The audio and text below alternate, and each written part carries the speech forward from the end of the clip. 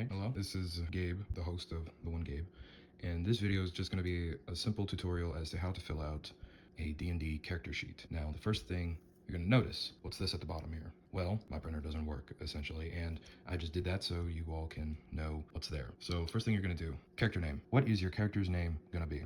Well, for this example, I'm just going to name them John Doe. John Doe, simple as can be. Now, the next thing you're going to do is there's a whole plethora of D&D classes that each have their own unique special abilities. There's barbarians who are really good at hand-to-hand combat. There are fighters who are just good at combat in general. There are rangers who are good at, firing arrows long distance. There are wizards, sorcerers, warlocks, clerics. Those are all magic classes or spellcasters, and they come with this sheet. But if you're doing a class that doesn't have that kind of ability, or is a spellcaster in general, you are just going to need these two sheets here. This is the main one. This is for your character's backstory and all that. Now, first things first, class, like I said. Today we're just going to be doing simple class. John Doe is officially a level 1 wizard. Now, that means he has a whole plethora of abilities, but we're gonna get to that later. So first things first, what's their race? Well, their race can be a whole different thing. So they can be a human, they can be a dragon, a gnome, a dwarf, fuck. Now, first things first, we have John Doe, the name. We have their level 1 wizard, class and level. What's their race? Well, race is something unique to the person there. Each race has their own different class or race features. So humans have the ability to increase these scores by 1, and I'll get to what they're later. But right now we're just going to make them a human. Now you can be a dragon or a elf or a gnome or a dwarf, etc., etc. There's a whole plethora of races that you can be, but we're just going to stick with human just for this demonstration. Now, background. Background is particularly unique because it's usually dependent on the class. However, you can, on some, there are custom backgrounds that you can choose. But for this one, we are going to choose the background hermit. Now, hermits are very recluse. They don't talk a lot to other people, and they're just loners, essentially. Player name, that is your name or your nickname. Or if you're in an online game, your online handle. So for this, it'll be just Gabe. Alignment. Now, this one is a bit outdated because it goes off of the lawful, neutral, and chaotic alignment system. So there's lawful good, you follow the law no matter what. Lawful neutral is you tend to follow within the law, but you don't really have any personal opinions. Lawful evil is when you do things, particularly within the law, that are considered, not good. Then there's neutral. You don't have a feeling about anything. And chaotic. Chaotic is where you can either be chaotic good, which means you do some kind of bad things or do funny bad things for a good cause, or you are just cartoonishly evil. So for this, we're just going to go with neutral good. And you'll do it, I prefer to do it by initials, so NG, neutral good, LG, lawful good, and CG, chaotic good. Chaotic evil is CE, chaotic neutral is CN. Neutral is just N. No double N, just N, you're neutral. Now, experience points, that typically depends on what the dungeon master has involved for your campaign. So the leveling up system would be either milestone-based or experience-based. Now, to clarify, experience-based means that with each enemy you defeat, you gain their points. With milestone, the DM typically tells you when you level up after doing a certain action or event. So we're just going to put milestone for this one. Now, we got our character, John Doe, a level 1 hermit wizard, human, they're neutral good, and it's a milestone, experience points. Now, first things first, well, technically second things first. What is this? Well, this is where this will come in. Now, these are D6 dice, and so we've got all of that done with. We have a John Doe, a human, level 1 hermit wizard with a neutral good alignment. Now we need to focus on something very important, which is this. Now, what is that, you might ask? Well, these are your stats or ability scores. So, strength determines how strong you are, it's in the name. Dexterity is speed. Constitution is how physically resilient you are. Intelligence is how naturally knowledgeable you are of something. Wisdom is sort of like common sense. And charisma, well, you know, it's charisma. Got that riz. Anyway, so what you're gonna do for this is you're gonna need a d6. Now, you can just use one d6 and roll it. You could just roll that over and over, or you could just get 4. Now, I think the cheapest option would be to just get one d6 and then just roll it over and over and over until you get everything you want. But for the sake of efficiency, we're just going to use 4 of these. Now, what you're going to do, you're going to shake these up, you're going to roll them. So we've got a 4, a 2, another 2, and a 4. Now, what do we do here? Well, what we do here is we remove the lowest number. And since we've got 2 2s, you just take one of the 2s. So now you have a 4, a 2, and a 4. You're just going to add those up together. So 4, and you're going to probably want to keep track of these. So you've got a 4, 2, and a 4, that's 10. And you're going to do this over and over until you get all of your numbers. All right, now we've got one thing settled. Now we're on to ability scores. Now I've already told you how to get to them. You just roll 4 d6, remove the lowest number. If there's 2 similar numbers, you just remove one of them, keep the other. And then after that, you just place them onto the board. Now, another thing you're going to notice about this paper that you probably have already noticed, what are these little numbers here? Well, these are ability score modifiers. Now, ability score modifiers are what you add to specific rolls. So say you're rolling a strength, you roll a d20, got a 15 there. So plus 0, or 15 plus 0, we still have a 15. That's a bad example. Roll another, got a 13. So we're going to be rolling for dexterity. Now, the DM or dungeon master will tell you what you're rolling for, and you'll roll with the ability modifier. So since we got 13, plus 1, 14. Simple as pie. Technically not simple. So here, you are going to put down your proficiency bonus next. Now, you can already see that I've got that filled out. Plus 2. How do you know you got a plus 2 proficiency bonus? Well, if you are not fortunate enough to own the player's handbook here, this is the latest edition, by the way, you will be able to Google online what proficiency bonus you will have per level. Now, proficiency bonus usually increases between 3 to 4 levels. So since we are level 1, we get a plus 2 proficiency bonus. Why not a plus 1? Well, usually you start out at level 0, and then you start leveling up across time and space. So your proficiency bonus then would be 0. Yeah, there's no 1. There's no plus 1. Not that I have found, at least.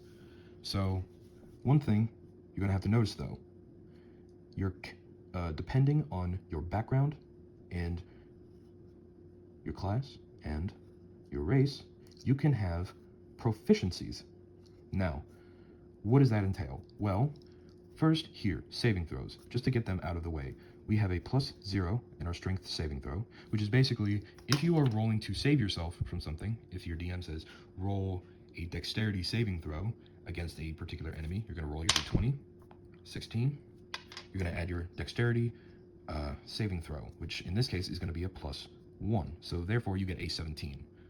I will explain all of the dice rolls later on. Now, Constitution would be a minus 2, Intelligence plus 2, Wisdom plus 2, Charisma plus 0. By the way, just to get this out of the way, the reason I have these modifiers set the way they are is because whatever you roll, if you get a 10 or an 11, you get a plus 0. If you get a 12 to 13, you get a plus 1. If you get 14 and 15, you get plus 2. If you get 16 and 17, you get plus 3. 18 and 19, that's plus 4. 18 is the highest you can go within the D6, 3d6 limit. Technically 46. That is if you get 3 6s. However, you can increase that number via your race. I'll get to that in a second. Now, here, this is your skills. Now, these little circles are what you're proficient at, but we'll get to that after this. So you'll be able to recognize which skill belongs to which ability score with this little 3 letters right here. DEX, right next to acrobatics. DEX, that's pretty similar to dexterity. Well, you'd be correct. Dexterity is DEX, abbreviated. Strength, STR. Constitution, Con. Intelligence, Int. Wisdom, Wiz. And charisma, Cha.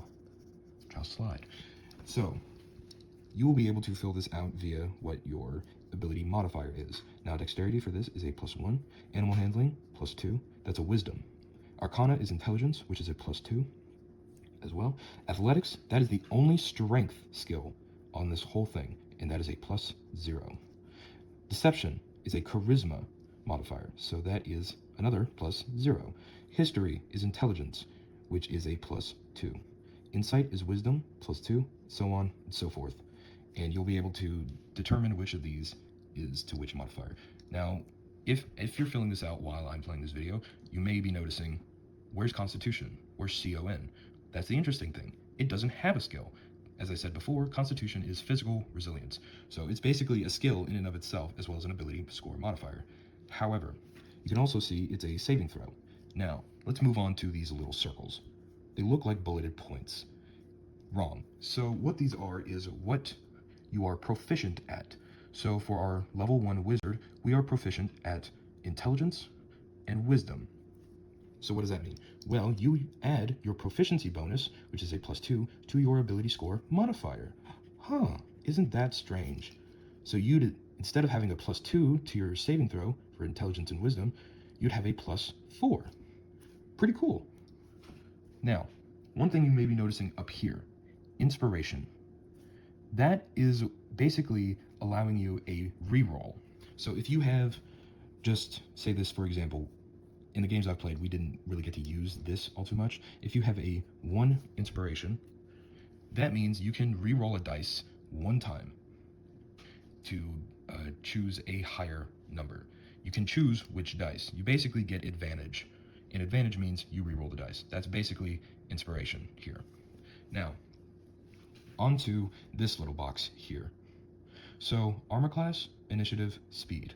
Current hit points, temporary hit points, hit dice, and death saves. Now, armor class is completely dependent on your dexterity modifier plus a base number of 10. So if you have a dex modifier of +1, 10 plus 1 is 11. However, this armor class will change depending on if you have leather armor, scale mail armor, iron armor, chainmail armor, etc., etc. This number will slowly increase. Basically what this means is that an enemy trying to hit you has to roll a dice, has to roll a d20 that equals that number or is above that number. So I got a 14 here, that means I get to hit John Doe, the wizard. Since I got an 8, I won't be able to hit him. That means I miss and have to skip that action. Now, initiative. That is determined by, yet again, your dexterity modifier. So that will be a +1. However, that number can increase if your dexterity modifier increases. So say that dexterity modifier increases to a 14. Then you get a +2, and then that changes all of these.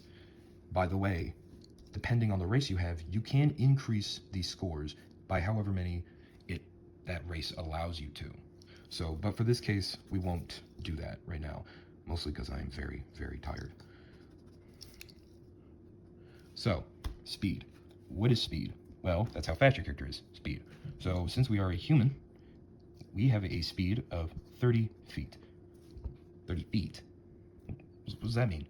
Well, depending on what you use, or like battle maps per se. Now, battle maps are little maps that dungeon masters use to showcase the action that is happening, like the battle that's occurring right there. And you use little tokens. Just say the d20 is a token. You just use that token and you move. Now, big thing is that this 30 feet means that's how many moves or squares that you can move within an action. So 30 feet is equivalent to 6 squares. 25 feet, 5 squares. 20 feet, 4 squares, etc., etc. Now, hit points. Hit points is very interesting. That's mostly because the hit points depend on what class you are. Say you're a wizard, you get a d6 as your hit point, and you add that plus your constitution modifier, which in our case is a -2, every time you level up. So we get an automatic 6 as our health. So we got a 6 on the dot. Then we got another 6 plus our constitution, -2, that's a 4. So we have 10 HP, or you just put the number 10. And our hit point maximum is 10. We would have 12, but since our constitution modifier is a -2, we don't get that much. We don't get that luxury. Now, temporary hit points, that is when your cleric or any member of the party who has the ability to heal others gives you more health than you actually need. That goes into your temporary hit points. Say a cleric, which is basically a divine knight, sort of like a paladin, heals you for 20 HP when you only have 19. Well, you get a +1 HP to your temporary, which means that those temporary hit points will last during that encounter and then go away. Now, hit dice. This is a little tricky, mostly because I never understood what it meant by hit dice until I finally learned what it actually meant. It is essentially your hit point die, so it is 1d6. That's it. Your 1d6 is your hit dice. Now, death saves. If your character gets to 0 HP, you are on death saves, which means that you are going to have to roll a d20 6 times. Now, let's just say a 3. A 3 means that you have 1 failure. I'm just going to keep rolling this. 16.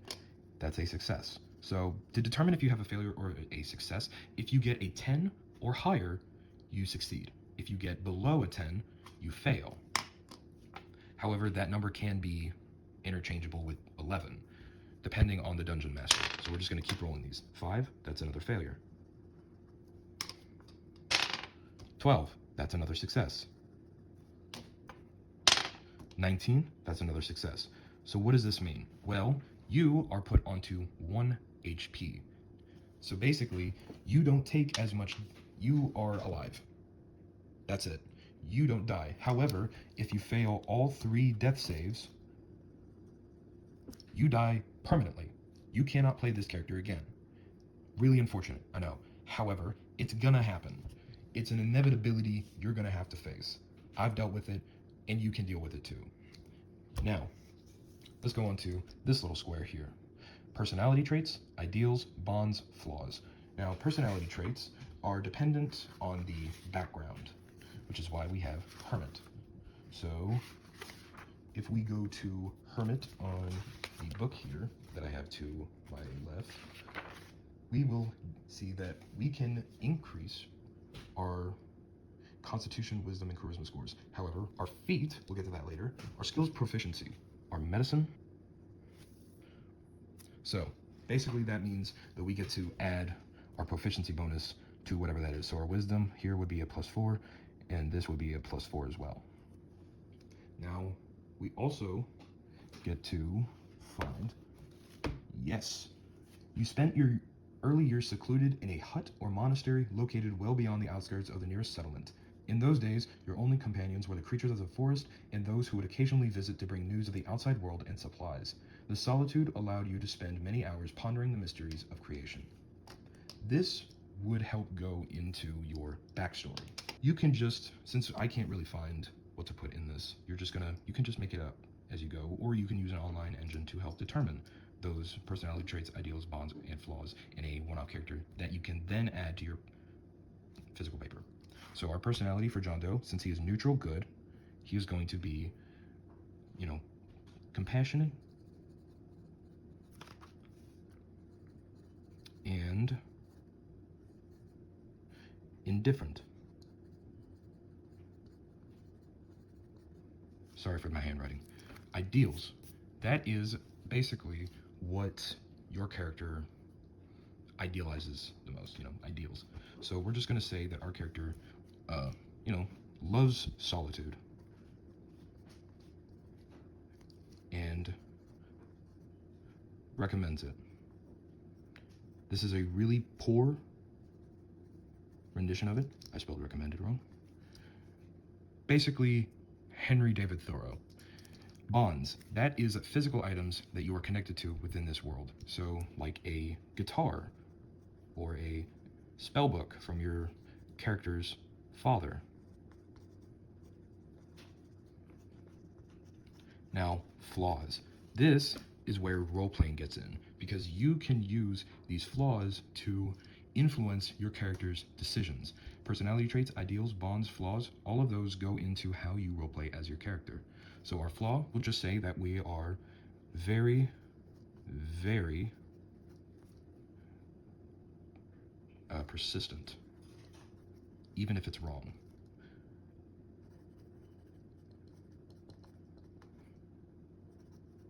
That's just an example of one.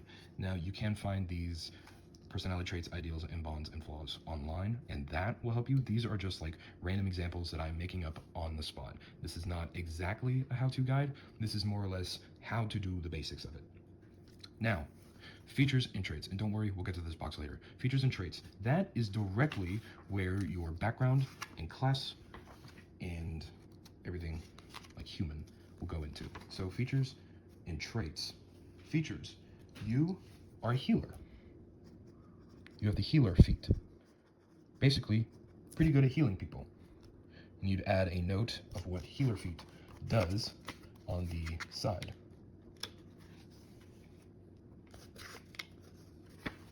So, I'm trying to find it here. Healer. You get battle medic.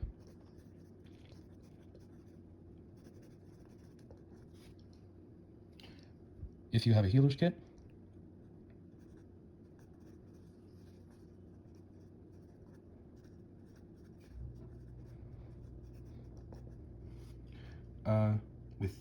you can expend it, one use only, to tend to a creature within 5 feet as a utilize action. That is a action that is other than, an attack, a movement, or a spellcasting action. That is dependent on if you have a set of tools or a kit of some kind. Then there are also healing rerolls. If you get a healing reroll that you are not personally happy with, like say you can heal someone with 2d6, and you aren't happy with a 6, you can reroll it again and get them an 8. Now, traits. That is, I'm pretty sure, dependent on if you are a human or not. So, go over to human here. Here it is, human traits.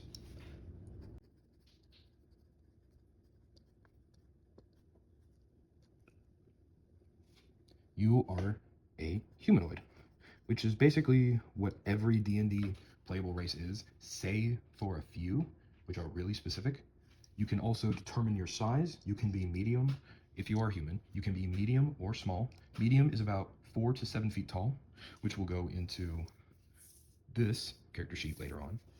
Or you could be 2 to 4 feet tall, which I don't know why you'd want to be, because that decreases your speed from 30 feet to 25 feet.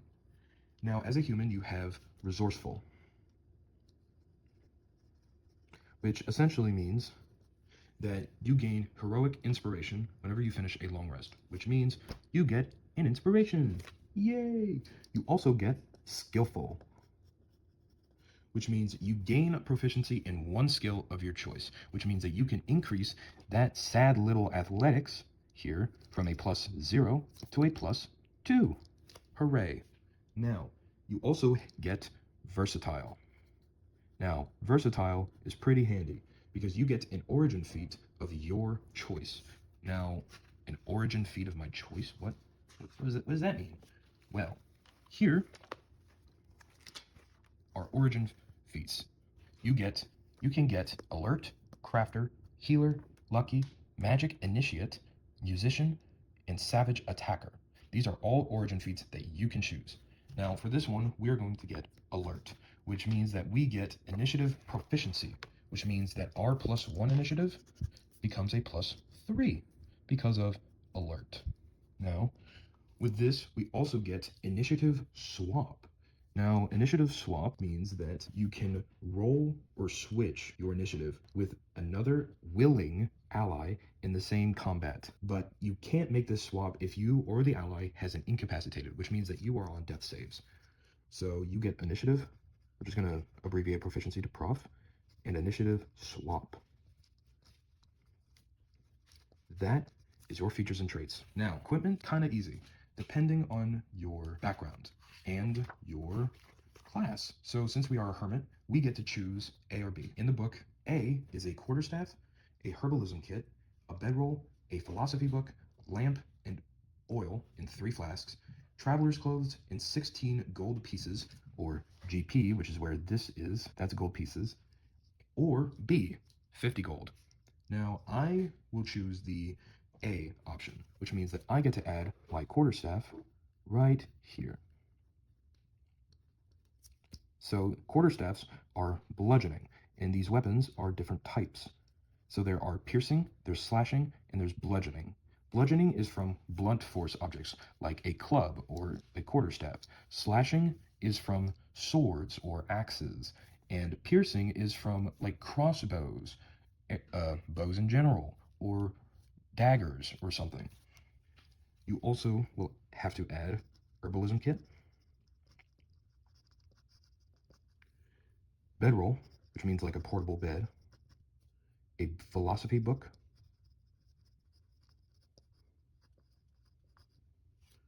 lamp, 3 oil flasks, traveler's clothes, which don't really affect your armor class since they're just regular clothes. And for the 16 gold pieces, you'd put 16 right there. Now, other proficiencies and languages. Now, this is where you'd put your like background proficiencies. So you are proficient, since we are a hermit, in herbalism kits.